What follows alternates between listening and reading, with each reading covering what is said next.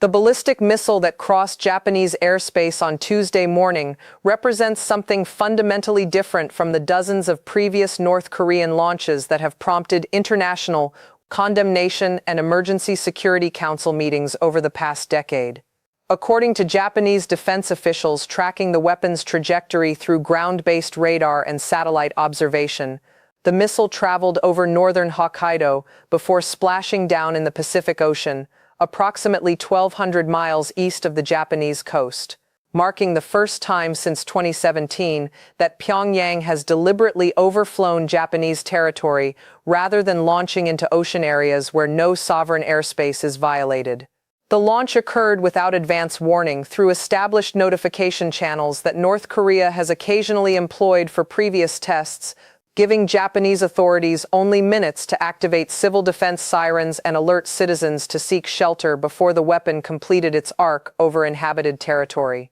What makes this particular provocation strategically significant extends beyond the violation of Japanese sovereignty or the technical capabilities demonstrated by the missile itself, but rather the geopolitical timing and the particular message Kim Jong-un appears to be transmitting through a weapon trajectory designed not merely to test technology, but to communicate strategic intent to multiple audiences simultaneously across Northeast Asia and beyond. North Korea has conducted ballistic missile tests with increasing frequency and sophistication throughout Kim Jong-un's rule, developing capabilities that range from short-range tactical systems to intercontinental ballistic missiles theoretically capable of reaching the continental United States. The regime has tested submarine-launched missiles, hypersonic glide vehicles, solid-fuel propulsion systems, and multiple independently targetable re-entry vehicles, steadily advancing toward a mature nuclear deterrent that could threaten American cities while remaining operationally usable on regional battlefields. However, deliberately overflying Japan represents a qualitatively different category of provocation compared to tests conducted in international waters or North Korean airspace. The decision to send a weapon over Japanese territory requires acceptance of significant escalation risks, including potential Japanese defensive action, immediate alliance activation, bringing American military assets into play, and domestic political consequences in Tokyo, where public alarm about North Korean threats could drive policy shifts Pyongyang might find counterproductive. For Kim to accept these risks suggests the overflight serves strategic purposes that outweigh the dangers, meaning the trajectory itself constitutes the message rather than merely representing the most convenient test profile for evaluating weapon performance. The timing of the launch creates multiple layers of geopolitical significance that transform a weapons test into a strategic signal aimed at audiences across the region and globally. According to diplomatic sources quoted in South Korean media, the missile launch occurred just days before planned trilateral military exercises involving the United States, Japan, and South Korea designed to enhance coordination in responding to North Korean provocations and regional security challenges. The exercises represent an escalation in alliance cooperation that Pyongyang has consistently opposed, viewing enhanced trilateral coordination as threatening encirclement and potential preparation for regime change operations. By launching over Japan immediately before these exercises commence, Kim demonstrates both defiance of the alliance coordination and capability to complicate the very scenarios the exercises are designed to address, potentially creating operational hesitation about defensive responses when uncertainty exists about whether a launch represents a test or an actual attack. The timing also coincides with significant diplomatic developments, including thawing relations between North and South Korea's leadership following months of frozen communication, suggesting Kim may be establishing negotiating leverage or demonstrating military capabilities to strengthen his position before engaging in potential diplomatic talks, where he seeks concessions from Seoul or Washington. The specific missile type employed in the overflight provides critical clues about Kim's strategic calculus and intended audience for the demonstration. According to preliminary assessments from Japanese defense analysts reviewing radar tracking data, the weapon appears consistent with the Hwasong-12 intermediate-range ballistic missile that North Korea has previously tested and that possesses sufficient range to strike Guam. the critical American military hub in the Western Pacific that hosts bomber and naval assets capable of striking North Korean targets. The Hwasong-12 represents a crucial capability within North Korea's strategic arsenal, filling the range gap between shorter-range missiles that can strike Japan and South Korea and intercontinental missiles designed to reach the continental United States. By selecting this particular weapon for the overflight, Kim signals capability to hold American bases beyond the immediate Korean peninsula at risk, complicating Washington's military options by extending North Korean strike range to facilities that American planners have assumed would remain secure staging areas for regional operations. The missile choice also demonstrates technical maturity of a weapon system that has completed development and entered operational deployment rather than representing an experimental prototype whose reliability remains uncertain, suggesting North Korea possesses a credible threat capability rather than merely aspirational technology requiring further refinement. The launch trajectory and flight profile reveal sophisticated understanding of alliance defensive networks and calculated exploitation of gaps in coverage that could complicate intercept attempts during actual conflict. The missile followed a lofted trajectory reaching extremely high altitude before descending toward the Pacific, according to tracking data released by Japanese officials. This flight profile differs from minimum energy trajectories that maximize range by flying lower and faster, instead prioritizing altitude that reduces the intercept window available to defensive systems and complicates tracking by ground-based radars that perform optimally against targets following predictable ballistic curves. Analysts examining the trajectory note that the weapon passed over Japanese territory during its ascent phase, when interception proves most difficult, as boost phase intercept requires defensive systems positioned extremely close to launch sites and capable of engaging targets while rocket motors are still burning. By the time the missile crossed into Japanese airspace, it had already completed boost phase and entered the ballistic coast phase, where its trajectory was set and defensive intercept would require different systems than those optimized for boost phase engagement. This sophisticated flight planning suggests North Korean engineers understand the operational limitations of Japanese and American defensive networks and design test profiles that simultaneously evaluate weapon performance and demonstrate ability to exploit defensive gaps. The muted response from Washington and Tokyo in the immediate aftermath of the launch reveals troubling constraints on alliance options for responding to North Korean provocations that stop short of actual attack. According to statements from American and Japanese officials in the hours following the overflight,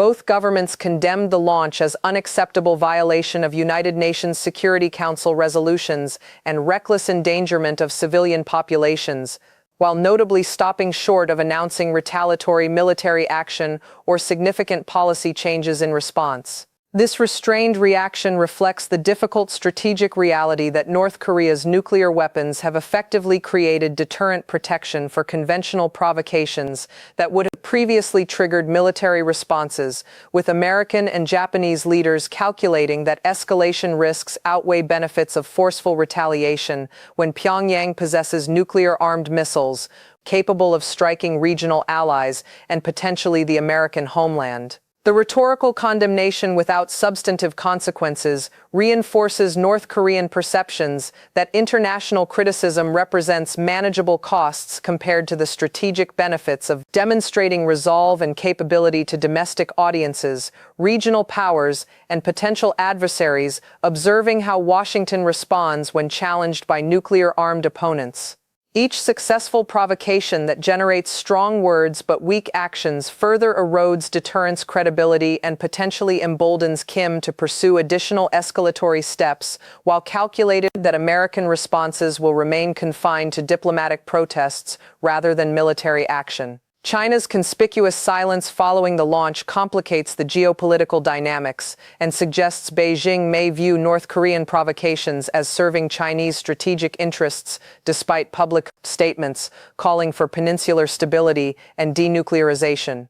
According to diplomatic observers monitoring Chinese state media and official statements, Beijing has not issued condemnation of the Japanese overflight matching the intensity of American and Japanese responses, instead calling generally for all parties to exercise restraint and resume diplomatic dialogue. This studied ambiguity allows China to maintain plausible distance from North Korean actions while tacitly accepting that Pyongyang's provocations create complications for American alliance management and force Washington to dedicate diplomatic and military resources to Northeast Asian contingencies rather than focusing on Taiwan or South China Sea tensions, where Chinese interests face more direct challenges. The timing of the launch during a period when American attention has been heavily focused on European security and Middle Eastern developments creates additional bandwidth constraints on Washington's capacity to simultaneously manage multiple regional crises, potentially emboldening Beijing to pursue its own assertive actions while American strategic attention remains divided. Chinese calculations may further recognize that North Korean provocations drive wedges within the American alliance structure,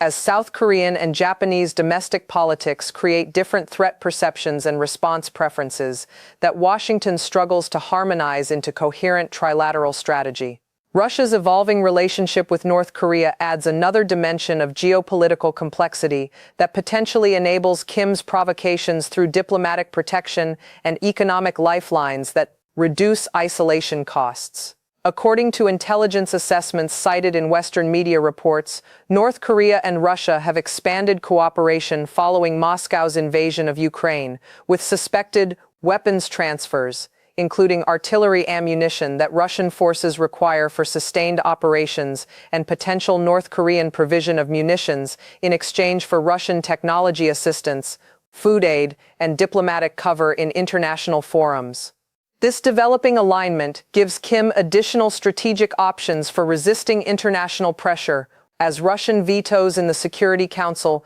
prevent new sanctions while economic cooperation provides resources that reduce the effectiveness of existing sanctions regimes. The partnership also signals to Washington that the traditional assumption of Chinese-Russian-North Korean tensions has evolved toward a loose anti-American coalition where shared interest in constraining American power creates tactical alignment despite diverging long-term strategic objectives. For Kim, this geopolitical environment represents the most favorable external conditions in decades, with major powers willing to provide protection and resources while American attention remains divided across multiple theaters and alliance partners demonstrate limited appetite for forceful responses to provocations. The domestic political dimensions within North Korea provide critical context for understanding why Kim would risk international condemnation and potential military response through such an aggressive provocation. According to defector reports and analysis of North Korean state media, the regime has faced significant internal challenges, including food shortages exacerbated by COVID-19 border closures that cut off Chinese trade, economic devastation from international sanctions that have persisted for years, and potential elite dissatisfaction with Kim's management of the economy and foreign relations. Military provocations serve multiple domestic political functions, including demonstrating regime strength and capability to domestic audiences, justifying military-first economic policies that prioritize weapons development over civilian consumption, providing nationalist rallying points that generate domestic cohesion against external threats, and rewarding military elites whose support remains essential for regime stability. The missile launch allows Kim to present himself as a strong leader standing up to American and Japanese pressure, protecting national sovereignty against encroachment, and successfully developing capabilities that force adversaries to respect North Korean power despite the country's economic weaknesses and international isolation. These domestic political benefits may outweigh the international costs of condemnation and increased sanctions that Kim has demonstrated willingness to endure throughout his rule. The implications for extended deterrence credibility represent perhaps the most strategically consequential dimension of the overflight for American security architecture across Northeast Asia. The fundamental bargain underlying American alliances with Japan and South Korea rests on the commitment that Washington will employ its military capabilities, including nuclear weapons, to defend allies against attack. With this extended deterrence promise meant to prevent allied nations from pursuing independent nuclear weapons programs that would destabilize regional security. However, when North Korea demonstrates ability to strike Japanese territory with impunity, while American responses remain confined to diplomatic protests, the credibility of extended deterrence commitments faces serious questions about whether Washington would actually risk Los Angeles or Seattle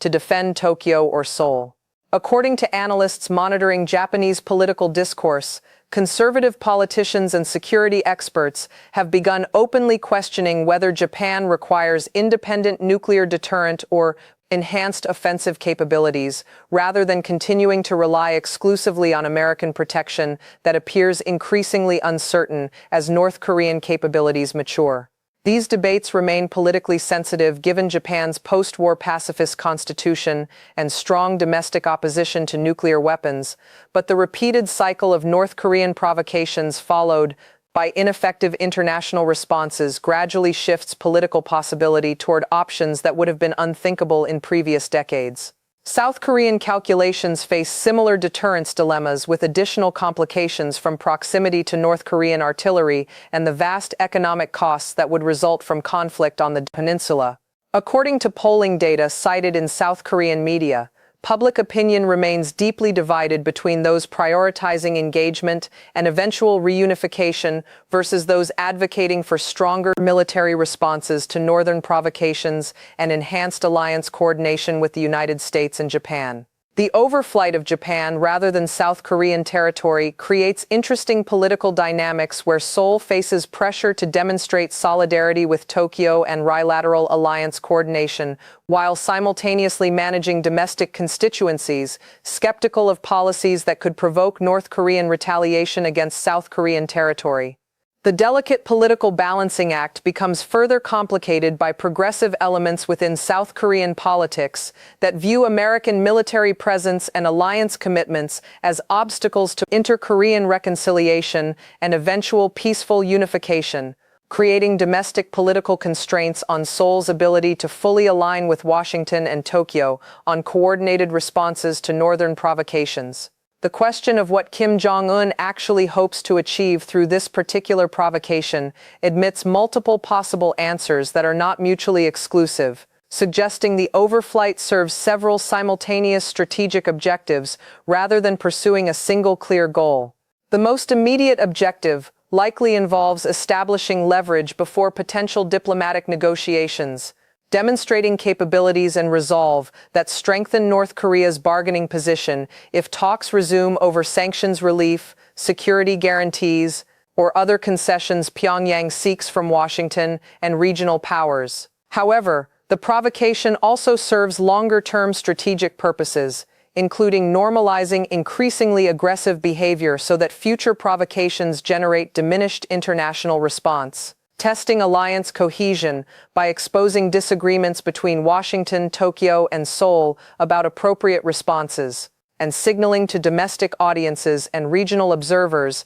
that North Korea remains a significant military power despite economic weaknesses and international isolation. Each of these objectives advances North Korean strategic interests in ways that justify accepting the risks associated with overflying Japanese territory and provoking international condemnation. The fundamental uncertainty centers on whether Kim's strategy aims toward eventual diplomatic engagement on terms favorable to Pyongyang, or instead reflects calculated judgment that diplomatic options have been exhausted and military confrontation represents the inevitable trajectory. Some analysts observing North Korean behavior interpret the provocations as classic coercive bargaining designed to extract maximum concessions before returning to negotiations, while others view the steady capability development and increasingly aggressive demonstrations as preparation for potential conflict that Kim believes may become necessary to achieve regime objectives or ensure regime survival. The opacity of North Korean decision-making and Kim's personal strategic calculus makes definitive assessment impossible, creating dangerous ambiguity where American and allied planners must prepare for multiple scenarios ranging from renewed diplomacy to military confrontation without clear indicators distinguishing which path Pyongyang actually intends to pursue. The regional security environment continues to deteriorate in ways that increase rather than decrease the probability of miscalculation or escalation, transforming manageable crisis into active conflict. American attention remains divided across multiple theaters, including European security challenges, Middle Eastern instability, and growing confrontation with China over Taiwan and broader Indo-Pacific dynamics. Alliance coordination between Washington, Tokyo, and Seoul faces ongoing challenges from diverging threat perceptions, competing domestic political pressures, and historical tensions that periodically resurface to complicate cooperation. North Korean capabilities continue advancing toward a mature nuclear deterrent that could hold American cities at risk while developing tactical nuclear weapons potentially usable on regional battlefields. Chinese and Russian willingness to protect North Korea from international pressure reduces the effectiveness of diplomatic tools and economic sanctions that previously constrained Pyongyang's options.